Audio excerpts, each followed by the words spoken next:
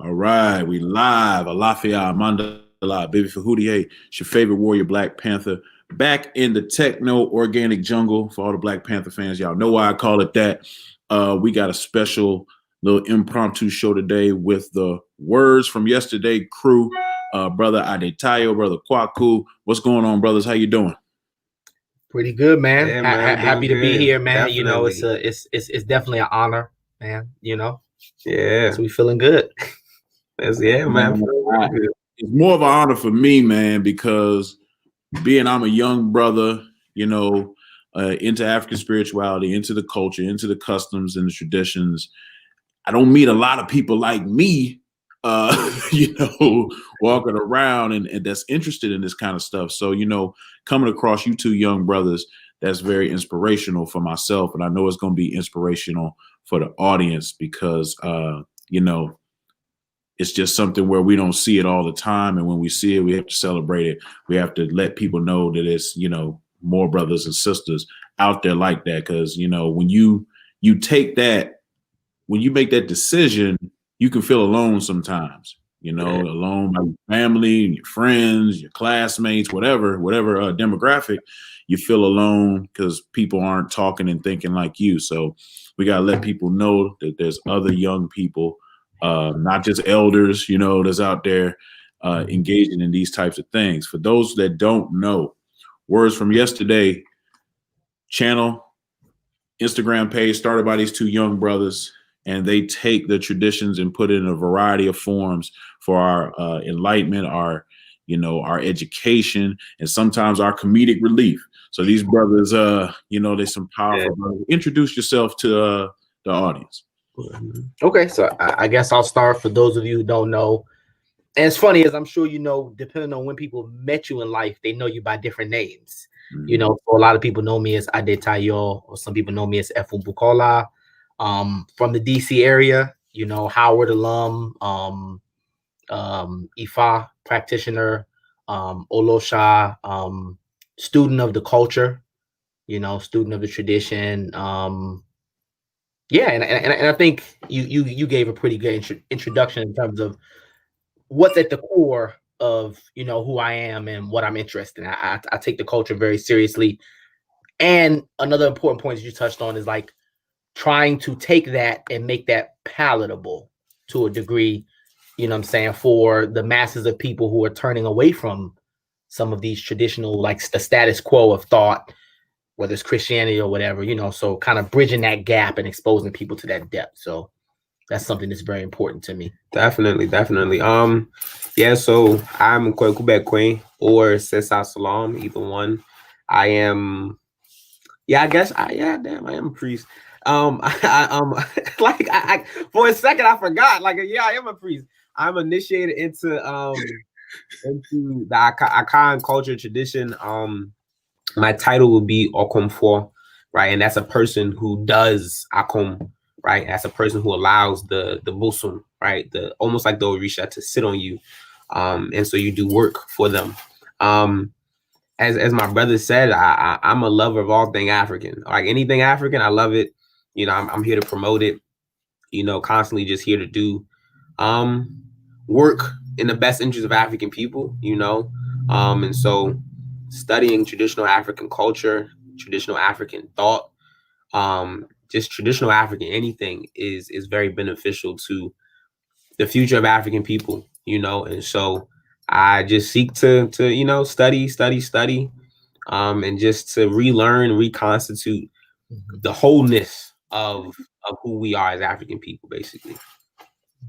Absolutely. And what's special, you guys got a perfect mix. You got the Akom side with the Akan people, then you got the Sheshe with the Yoruba side people. It's it don't get no better than that. Those two philosophies combining to educate our people.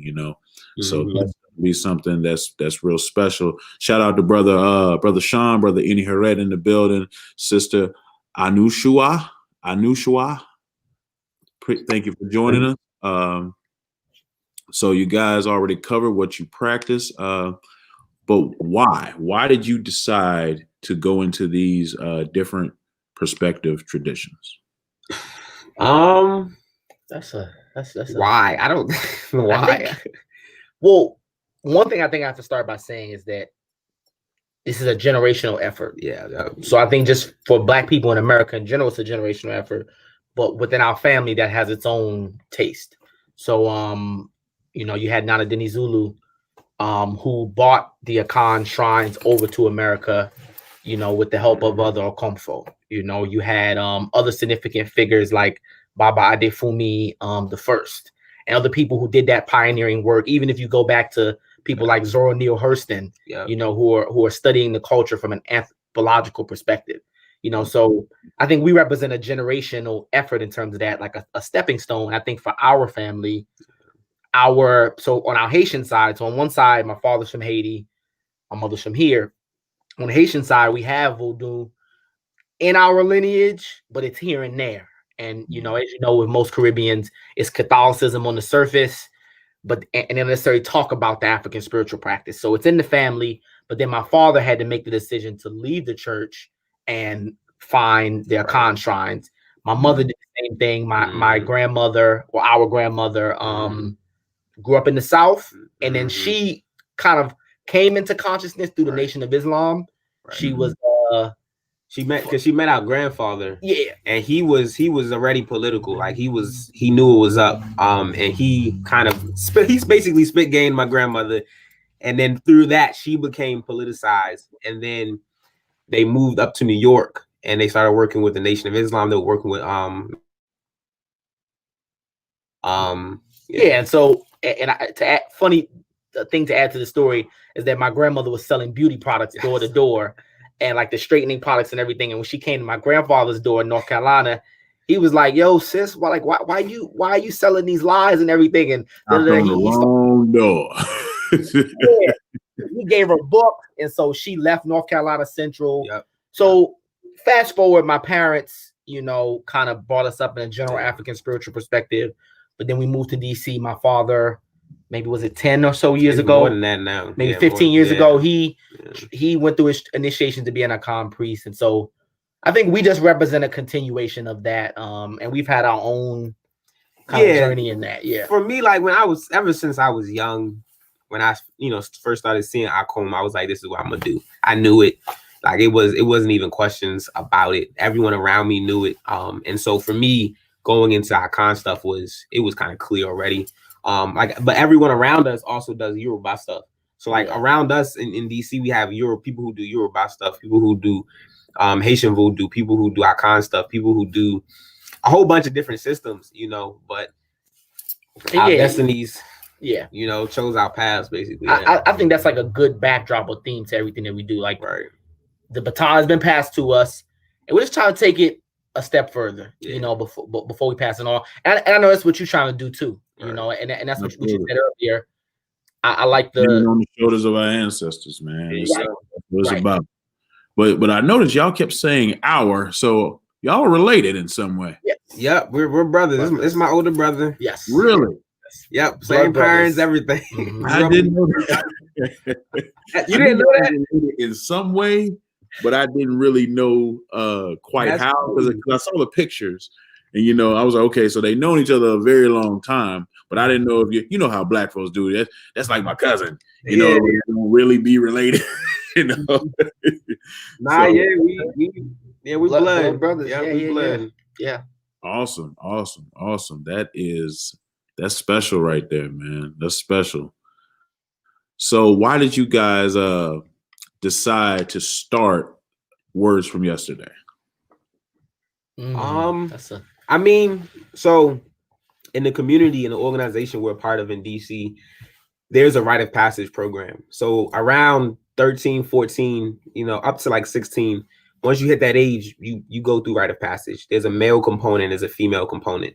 And so and there's other aspects as to why we did it, but with rite of passage, as you're learning for the men, the secrets of manhood and all those type of things, one of the big things we learn is our proverbs, right? We learn proverbial wisdom and how to apply it to our everyday situation, right? So anything we get into, we should be able to call forth a proverb that speaks to that situation and use it to help us navigate as to what we should do, what we shouldn't do. right? And so he went through however many years ago. I went through almost 10 years ago, I feel like. And so, you know, once you graduate, you come back and you help the next line, the next set of boys, and you continue to do that. And so over those 10 years or 9 years or whatever, I think it helps you refine just your understanding of everything. And so like this year, I guess, we kind of just were talking because we were helping the boys, teaching them Proverbs. And it was just kind of like, yo, we love Proverbs. We're good at doing it. We should start something and share. And so he hit me up and was like, yo, you want to come record a video at my countertop in his kitchen talking about Proverbs. And then from there, just kind of just grown to what it is. I'm sure you want to add some more stuff about that. Yeah, the only thing I would add, so exactly what you said, the rite of passage, we have to learn hundreds of Proverbs. We have to recite them. Sometimes we have to do it under duress. You know, like sometimes you're kind of being confronted with physical challenge, and it's like, yo, say your Proverbs, you know. But the only thing I would add to that is that most people, because we grew up here, you know, so we grew up in the Black American experience. So we grow up with Proverbs, you know, and it's actually something I'm writing about that. But we grew up with a lot of Proverbs, and you don't think of them as Proverbs because they're just simple. You know, you say stuff like a hard head makes a soft ass. What goes around comes around. Right, you know, don't get stung by the same bee twice. All these things. So we grew up with that Southern wisdom coming from my mother. We went to an African-centered school, and so our teachers would write Proverbs on the board every single day. We'd have to review them, and so Proverbs have always been a part of us. Fast forward to the rite of passage. So I think words from yesterday is us kind of just sharing it with the world, you know. So, Interesting. And this rite of passage program, is this something anybody can sign up that's in the immediate DC area, or how does it work to be a part of this? There's a process. There's an interview process, but it's open. Like there have been people who participated that are not a part of the organization. They just have to reach out to one of the facilitators, express their interest, come do the interview. And then if their son or daughter is of that age, then, you know, they can participate. Awesome. So if anybody is, you know, listening in DC area, want to get into that, I put the brother's Instagram in the description. So, you know, hit them up and, you know, get that information if you're in that area. And, you know, it's something to where you can get your children involved, you know. You got your products of Pan-Africanism in action, you know, African-centered schools, African-centered parents, transitioning to the African-centered, you know, education and spirituality as you've grown. And it's a beautiful thing to see from young brothers. And, you know, we just got to keep that going. Like you say, you've been given the baton, and we got to run that race. You know, it's our race to run. Nobody can run it for us. So, So with what you guys have created, you know, is there like a mission statement, or is it more of a freelance thing, or just describe where you guys heads are at with your product? I don't think we ever sat down and said, like, let's write out a mission statement, but I think we've always been clear, like, look, we are trying to showcase, I wouldn't say showcase, we're trying to share traditional African culture in its truest form, right? I think right now there's a lot of, with the big flow back into traditional African culture and spiritual systems and so on, a lot of people are sharing a lot of different things. Some of it is true. Some of it is like, okay, well, let me think about that a little bit. And so for me, for us, I think having been blessed to be able to grow up around people that we look at and we're like, yo, this, if I think of a priest or a priestess, there are people that come to my head like, yo, this is the top of the top. And so basically being able to share the experiences that we've had with them, the knowledge that we've gathered by being able to be around these elders and so on, just showcasing it in its truest form. But like you said, making it funny, right? We want to make it something that's relatable. We don't want to make it so that it's something that, oh my God, I need to have been initiated for 1,000 years before I can learn this. Like, nah, like this is something that you can learn and is very close to home, as I did said, because we grow up in America, we have our proverbs, we have our knowledge base, and they're not very different, to be honest, right? A lot of the proverbs you can find here, you can trace them back to Ghana, to Yoruba land, to, you know, to wherever, and you can see the connection. So helping to draw that connection and just helping to share traditional African culture and its truest in most unadulterated form, you know? Yeah, I think the only thing I would add to that is like, and you start to touch on it, but like you're seeing people moving away from some of these. When I say traditional, I mean traditional European, Right. traditional European modes of thought. You see people away from the church to some degree. You see people realizing that there's more, you know, and so I think part of that is we want to show people that.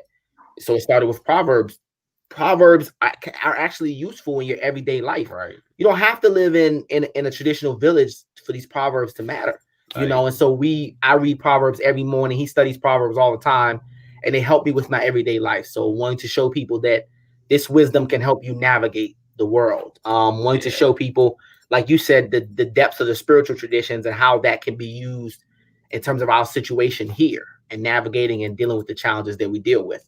So so really just showing people that it's not some esoteric. These are not some esoteric, antiquated things.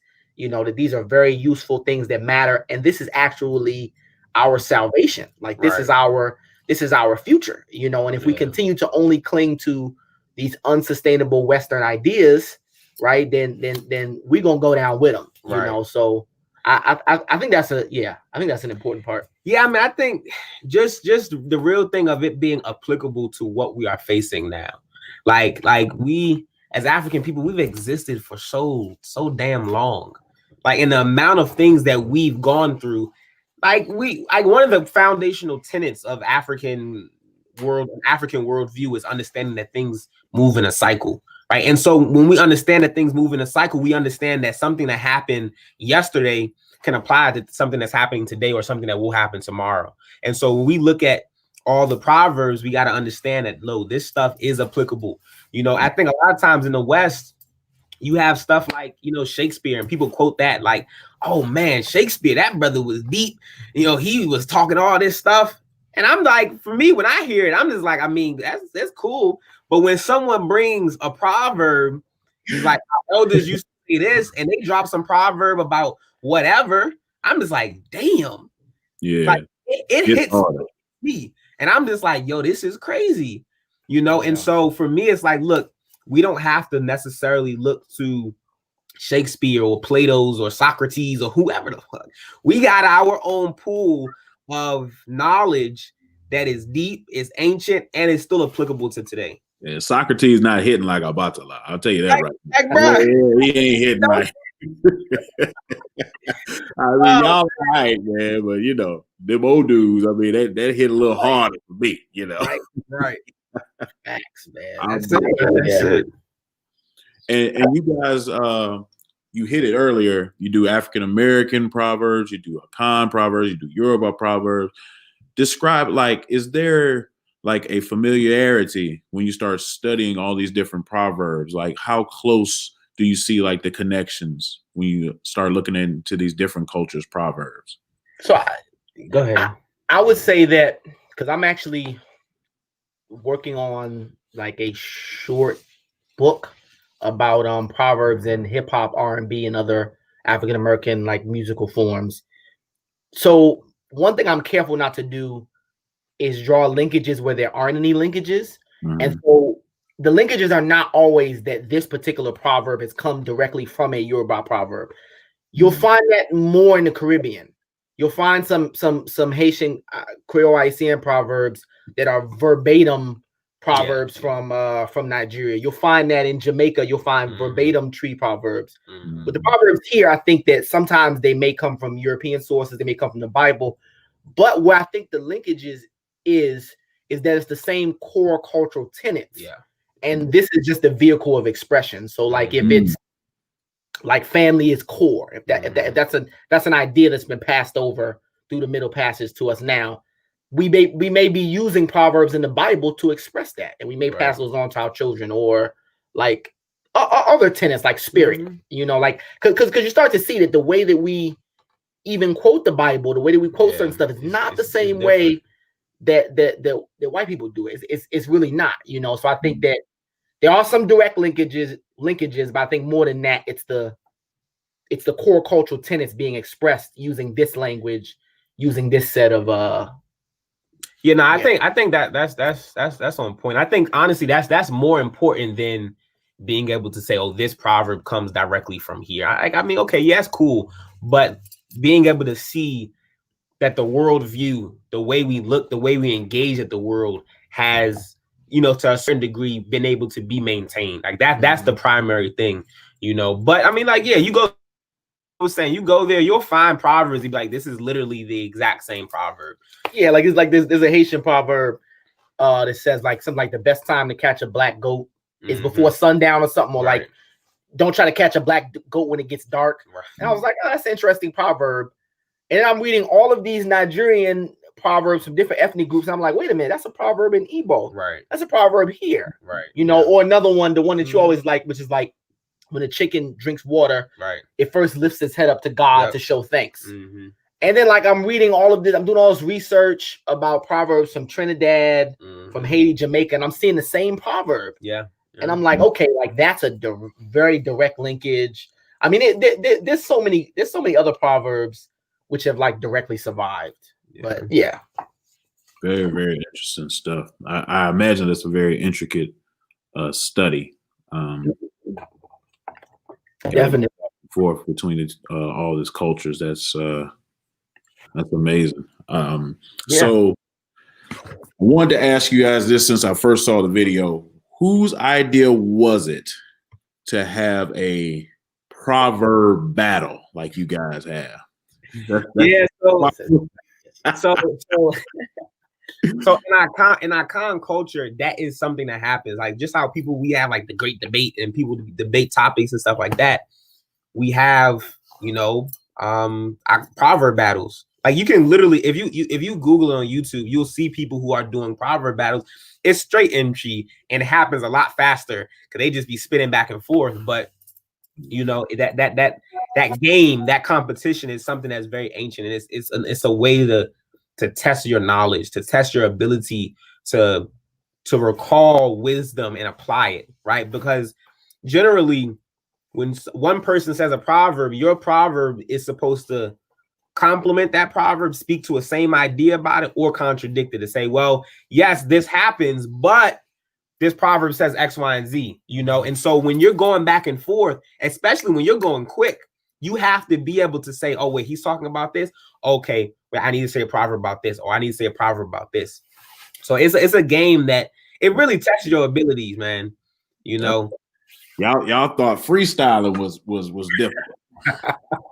Battle rapping was difficult. Off the top of the proverbs, you know. Yeah. We'll go back and forth literally for an hour, man. Like, believe it or not, like so y'all see a snippet. Y'all really see a snippet of what we do. We go back and forth. All right, we're gonna cut right here. But we go like literally. There's been times like there was times we had a party and we're having fun, and literally we break out having a proverb battle in the middle of the party. Yeah. Like it's fun for us, but we go back and forth and back and forth. Even like our little brother, how old is he now? He's 18, just started at Howard. He'll get in there, he'll do it with us, you know, and he be going too. You know, our parents, they'll do it with us. Our other brother, so we all go back and forth. Yeah, and our next horizon that we're working on is being able to say more of the proverbs in Yoruba. Yeah, just straight more of the proverbs in Tree and stuff like that. More proverbs in Creole Haitian. Yeah, and different languages and stuff like that. When we get to that point where we can say all of them, just all of it. That's gonna be. I'm gonna feel good about crazy that. Because I've seen two things in Yoruba culture that are similar. What they call the Iyeri Ifa and Babalaos that get together on Itadogun, which is like, you know, 17th day, and they'll just start. You know, I'll start the Odu, somebody else finishes it, and he keep going around. And if you can't finish the Odu or pick up, you know, you out. You know what I'm saying? Yeah. So, and then I see it amongst the hunters, the Ogun worshipers. They have something that, you know, they going off the top with Ijala. So, you know, you want to start and say, Ogun Lakae, and you're like, oh, Sini Mole, Ogun Alara. and they're going back and forth, back and forth, back and forth. And what was crazy about that is sometimes the Egungun are the judges. Yeah. And That's I'm how like, yep. Wait a minute. That's so, how I know. It makes me think about, our battle rap culture and the aggressiveness of the smack and the URL and all that. And I'm like, this might not be as organic as we think it is. We have things that are very, very similar. It's just go ahead. No, I was gonna say that's like an excellent point that you made, because if you think about it, like just growing up around the way or whatever, like there's a certain reverence that you give to the dudes who can spit like that. Yeah. You give them a certain reverence. You like, yo, that dude can flow, and and so it's and I think the same thing you'll see, like you said, in Nigeria. And I remember a similar thing, like first time in Nigeria, just sitting on the mat, even like when Odu falls, and listening to different people chant different verses from that Odu. And I'm just sitting there like, like watch it, like what little kids up until the elder comes out, and the elder will like drop like 5 or 10 verses. And I'm just like, wow. And so for me, I think that was another moment to me where I was like, I want to be like that. Like I was like, that's just so cool to me. Like to be able to be someone who can from memory just recite your ancestors' wisdom, So I give it that same reverence. Yeah, I mean, that's just like a lot of our systems, even ones that had writing systems concretely attached to them, are just very oral. Like we give praise and respect to the word, and we see that over here with Christianity. The preachers get to preaching and stuff. You see it, like they respect. Oh man, that person or whatever, they speaking good today. But it's the same thing. It's like we give respect to the ability to speak and to speak well. Like in our con stuff, if you go, let's say you go to the Ohene, like the king, and you go to his palace or whatever. If you go there and you start misusing your proverbs, right, your speech or whatever, in the olden days, your head probably be taken off, to be honest, because it's like it's that big of a deal for you to go and misspeak. It's like, do you not have control over yourself for you to go and misspeak? And it's not only even just spoken proverbs, but it's even just symbolically the things you'll wear. Like I was reading a story about, it was a guy, it was like one of the, I guess like a sub chief, that's what they call him in English, but he had came there, they had been having some dispute about something in terms of ruling the town, and he came there with his shoes on the opposite feet. And everyone, they saw it and they were in an uproar. They were like, what is happening? And they were like, we demand to know what this proverb means. Like, you like, look at your feet, your shoes are on the wrong feet. What are you saying? Are you saying that everything is mismatched? Everything is all over the place? What are you saying? Like, people will get upset. And so it's like, it's the words you speak, but it's also, it's the symbolism that you carry, so it gets deep, man. Yeah, the con culture is deep, because the cloth has proverbs in it. Yeah, the cloth has symbols on it. Like, y'all got the war, in the cloth and the it's crazy. I mean, and in African culture in general, like little subtle things you think mean nothing, it means something. Yep. He's like, why does he wear that red cloth on his left hand all the time? You're like, oh, that means something. Yep. I asked the question, have you seen him without it? You're like, no. I'm like, then it means something. And there you go. It means something. That's it. Yep. How hard is it to like translate these proverbs into English? Is it like some words you be like, man, like this doesn't really have an English equivalent, or you have to try to do the best you can, or has that been a difficulty for you guys?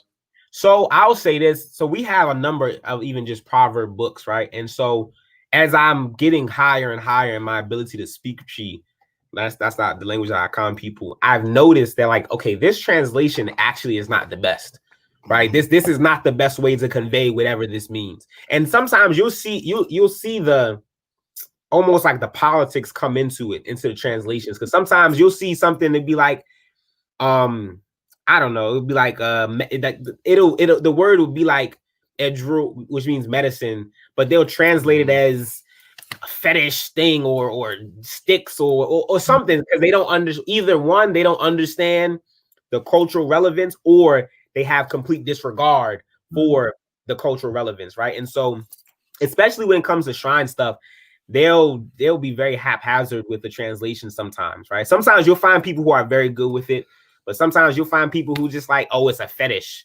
It's just like, what the hell is a fetish, man? Like, yeah. So stuff like that, you have to, okay, let's change it around. They really mean medicine man. They don't mean witch doctor.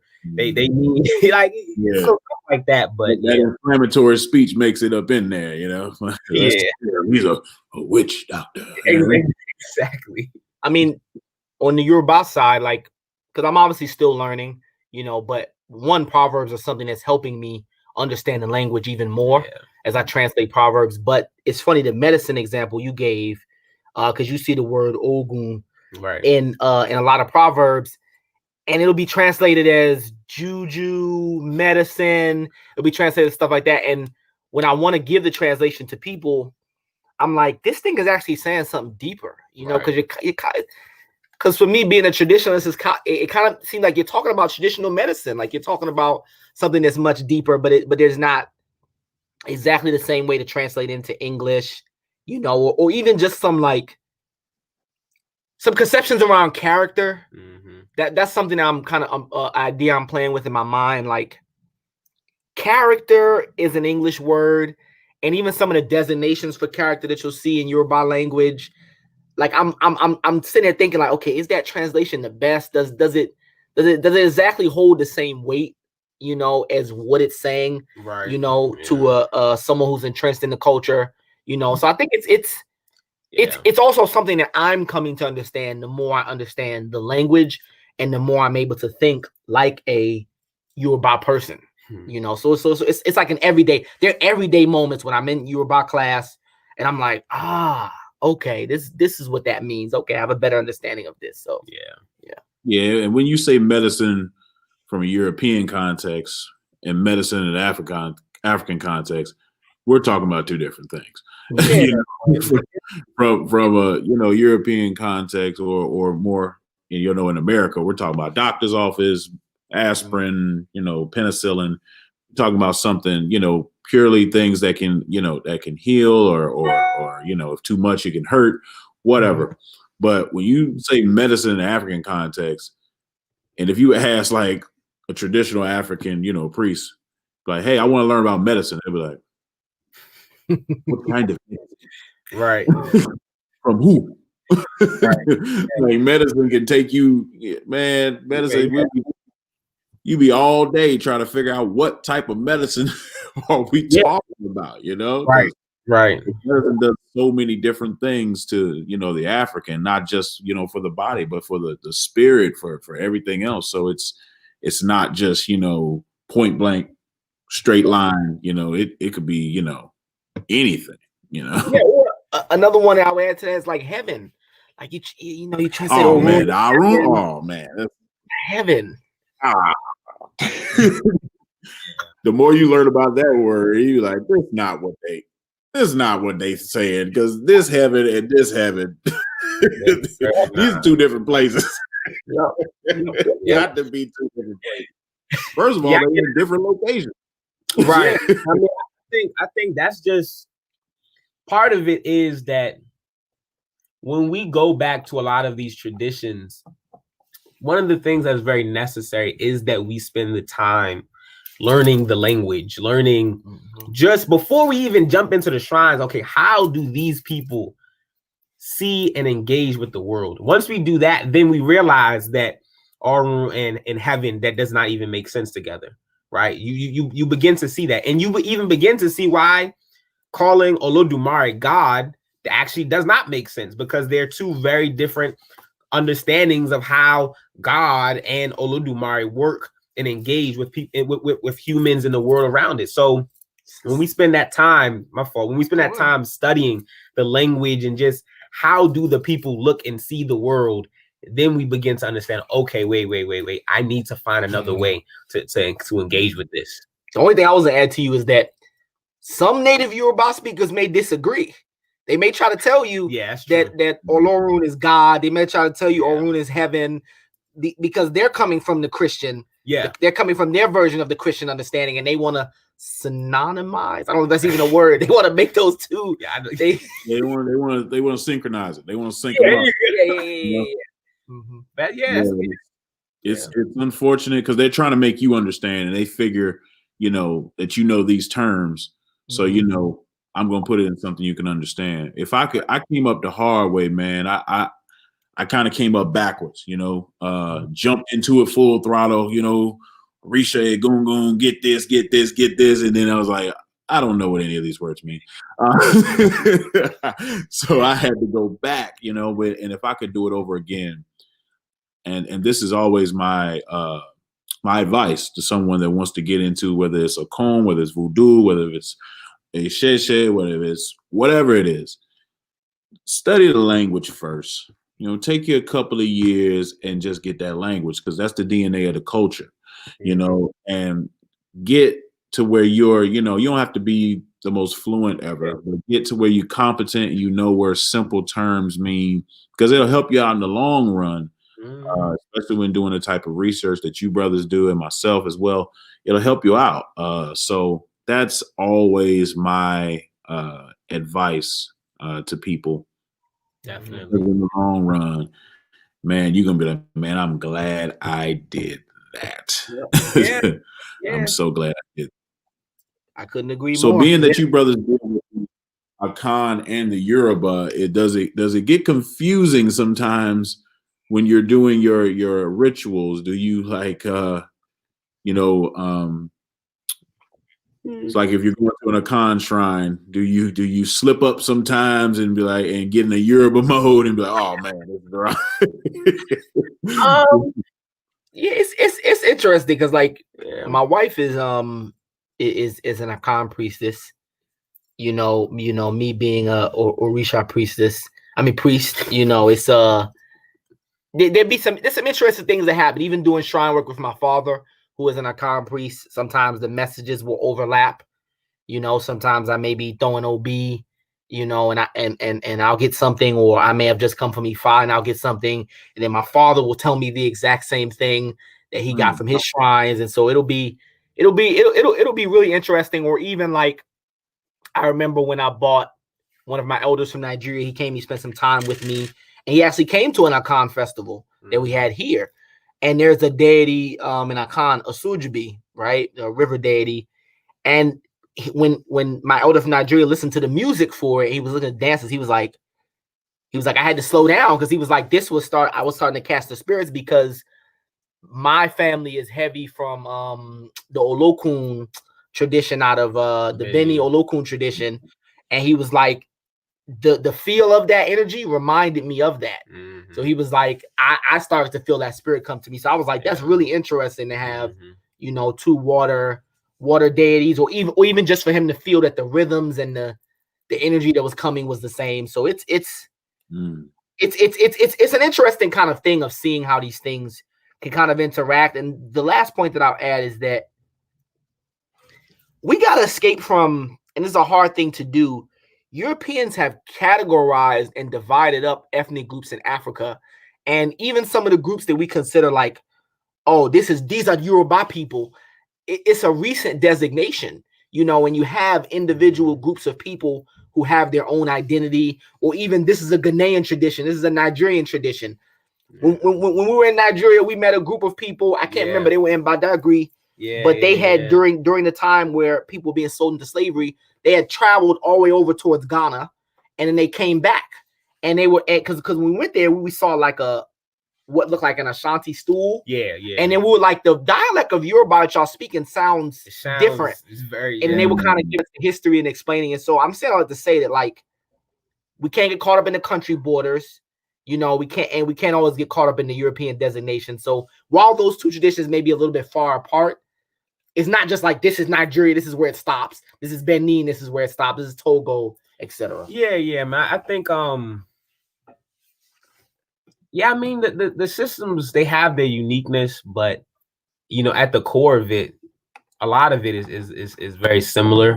That doesn't mean it's the same. That doesn't mean that this deity is the exact same as this deity. And I don't think we really try to look for the exact comparison, but I think I mean, just like if you go to Benin, like you have a Gungun masquerade there, you have other Yoruba shrines over there, and so there's a way that everything's able to coexist without much. Oh my God, what's happening here? You know, everything's able to exist in the same playing field with the same level of respect being afforded to each. So that's a good point. Yeah, I think it's just about balancing, recognizing clearly, like for us going back, we should recognize clearly, okay, what is this? Right? Okay, what is this other thing that I have? Okay, and as you move through things, you know, things will settle down in your life and your family how they're supposed to settle down. Because like you saying, like you go to Nigeria, you see people, oh shoot, like this shrine, this is a shrine from Ghana. How do you have it? You know, you go to Ghana, you see people with shrines from other places. Like it's like, how do you have this? You'll see Akan people who have shrines that come from Mali or come from the top of Ghana, Burkina Faso, and going into there. You like, how do you get this shrine? And they're like, I mean, someone came, he visited, he gave me a shrine, he left. The shrine's a part of my family now for 300 years. It's like, what am I supposed to say? You know? So, yeah. And it happens more often than people realize, you know. Exactly. Africans borrow from each other all the time. Like, just what they do. And they put it into their system. They you know, Europanize or Ghanaize it, and it becomes, you know, something in their system. It's actually in my journal that I'm about to drop, Killmonger's Corner Volume 2, coming out on Black Friday. Brother Saul, he has a article in this journal called The African Super Information Highway, as he categorized it, from Dr. Kayosa Kajangu. And he talks about the tradition of people that we would consider priests traveling to different places in Africa, learning what they learn and coming back. That long-standing tradition is how we get some of these things in other places. Like you said, these lines of demarcation are new. They didn't exist, you know, during this time period. So people were just going different places.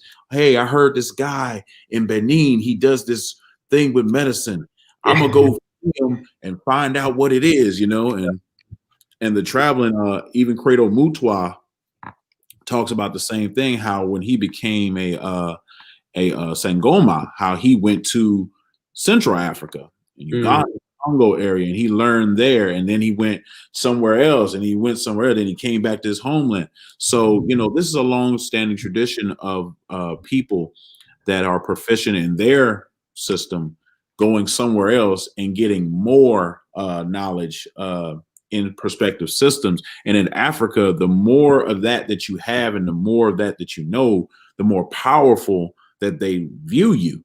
You know, even if it's just going to a neighboring village to learn an Odu you never heard before. Right. Now you have more power because you can chant that verse to somebody and help somebody out or something like that. So I don't think that's been studied enough. You know, we need to start thinking more about before these demarcation occurred. What was the norm, and you know, how do people view their neighbors? You know what I'm saying? A great example is Egypt. Everybody talks about the Nubians, but there's so many different sects of Nubians, so to speak.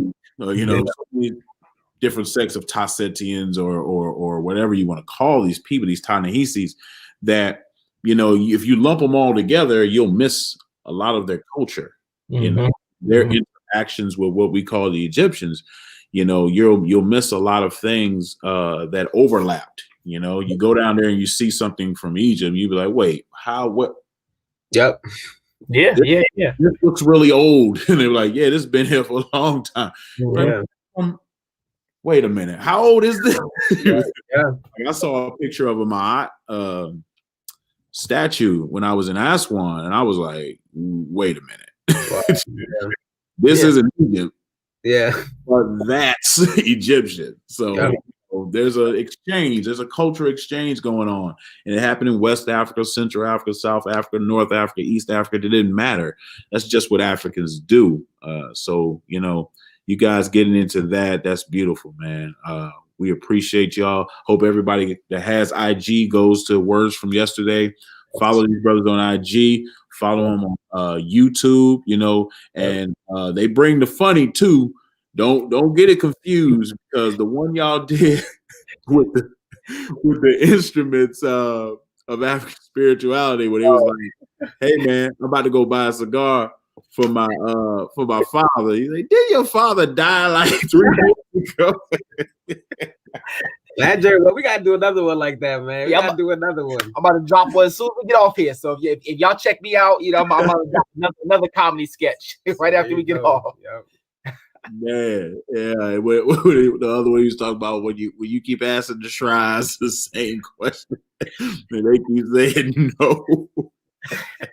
That's real though, man. That's real. You like, wait, can you please just tell me yes? I'm like, no. No. You asked me 3 times. I told you no. Just no. Yep, that's real, man. Yeah. Well, man, we appreciate you too, man. Yeah, man. We appreciate the support. We appreciate you having us too, man. Definitely. You know, and yeah, man, we appreciate all the work that you do too. You know, we gotta be. It's like and I jokingly talk about this all the time, poke fun at it, but when you leave the church is very dogmatic. We know that. Yeah. It's good that you feel free and expressive when you're in African spiritual spaces, but you still got to understand it's an order and it's a structure. So I always you talked about that earlier. Yeah, I appreciate a lot of people just want to be free. And I'm like, life even has an order, you know, of operation. So, you know, although it is not dogmatic, and there's room for it to shape, change, and grow, there's still a structure, still an order and a process to the rituals that we do. You can't just, you know, come up on the shrine and do whatever you want. So that's a very important element that people should take from this broadcast. You know, it's not free willy-nilly. I do what I want now, you know, whatever. There's still things and protocols that need to be, you know, followed. And you brothers going through the priestly, you know, the priestly training, you know, I ask people all the time, you sure you want to be a priest? You sure? You sure? Man, it's funny because just yesterday it was yesterday, right? Yeah. We had an event with another Afrikan priestess, Okonfor. I think she's in New York. And that's what we were talking about. Like, look, you got to understand that if you do this, you are marrying a shrine. And if you marry a shrine, like that shrine is with you for life. Like you have to check with it. You're in a marriage. You can't just go off and do whatever you want. I mean, there's even a common proverb that says too much freedom leads to the loss of identity, right? So people think I'm free, but then don't realize that that's when you get lost, when you think you can do any and everything, you know. So it's hard, but if this is in your destined path or whatever, it's something that is very rewarding, you know. So if you do this, study hard, be humble as you go through it, and you know, may all the blessings in the world come to you. Sure. Yeah, and getting initiated is a marriage. I tell people that all the time. It is a marriage. You get married. So I've been married. Are you married? Right. I'm like, yeah, I'm married. I'm not married, but I'm married. Like, I'm married. Okay. And I'm the wife. Like, there you go, man. Like, they gotta make this house whole.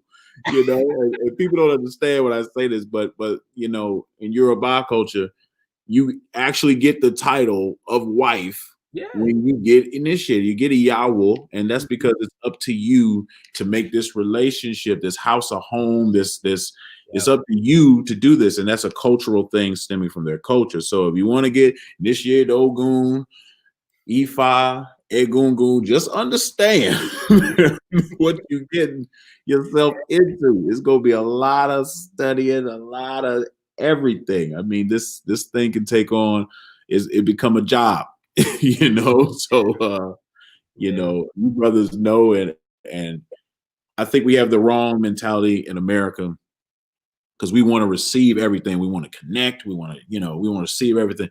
You got to learn how to work with whatever it is you receive. And that can take a minute. You know, you have to learn how to worship, you know? So it's something to where, you know, it's work. I tell you, don't let nobody tell you it ain't. because it's work. You have to work at these things to know all the proverbs that these brothers know. You know, they didn't download it into their heads from a program or anything. It took time to memorize this stuff, and that's the same for any African tradition. You know, our brothers in the church, they just go to the good book and read, and you know, you can't read this stuff when you're in front of the shrine. You gotta know it. You know, we can't. We don't have that luxury. You know, so. Because there's so many other stuff you got to be doing. You know, you got to pick up cola nuts. You got to spray water, spray gin. You ain't got time to have no book and try to do all this stuff, you know. So that's a luxury we don't have. But for everybody that's interested, I mean, you don't have to be a priest is what I'm getting at. Mm-hmm. You know, you can be a devotee. You can be someone in the tradition that has a specialized skill. Right. You don't have to go the route that me and these brothers have gone. And that's fine. Yeah. Ain't nobody gonna look down on you, nothing like it. That's fine. Because we don't need all priests either. If we have all priests, who are we going to do work for? Yeah. You know, can't be all priests. So, you know, just wanted to make that point. I thank you, brothers, for coming on. We don't want this video to be too long, but these brothers out in DC doing great things. Words from yesterday. Like, share, and subscribe to the video. Go on Instagram and follow these brothers. Words from yesterday. I guarantee you're going to get something out of it. You know, if that's something to where proverbs, you want to hear more African proverbs. You want to hear more things about the culture. You want to hear things about songs. You want to hear things about, you know, different things in multiple African traditions. Follow these brothers. Words from yesterday on YouTube and Instagram. I guarantee you're going to get something out of it. So we're going to wrap it up, man. Are there any questions from the chat room before we get out of here? Are there any questions? Because I want to give y'all some time. If I don't, I'm going to get off here. They'll be like, I wanted to ask a question. You didn't. You ain't let us ask no questions. They be on me, man. All right, I going once. Right there, you asked, man. You put it out there. Going twice. No seconds. Don't inbox me. You got a Yoruba, you got a Khan priest here. If you got a question, this is the time to ask. Putting it out there. And right after this, I'm gonna get 100 questions. Watch. There you go. That's how it goes. That's how it goes. That's just how it go, man. That's just how it go. All right. We're gonna wrap it up. Thank you for everybody that joined and watched. I appreciate it. Like, share, subscribe to the channel, share the video. You know, we broadcasting on Mossy Warrior Clan channel, my channel, Blak Pantha, and my Facebook. So you got 3 chances to watch. So, you know, always here to get it in. Thank you, brothers. I appreciate your time. I appreciate your dedication. And y'all stay warm up there in DC. I'm trying, man. I know it's 20 out there now. Yeah, man, it's getting cold. It is, man. And we appreciate you too, man. Yeah. And keep up all the work that you're doing, man. Keep it up. Absolutely. And may Shango's fire keep you warm at night. All right, man. We out of here. I appreciate everybody for joining us. Odabo.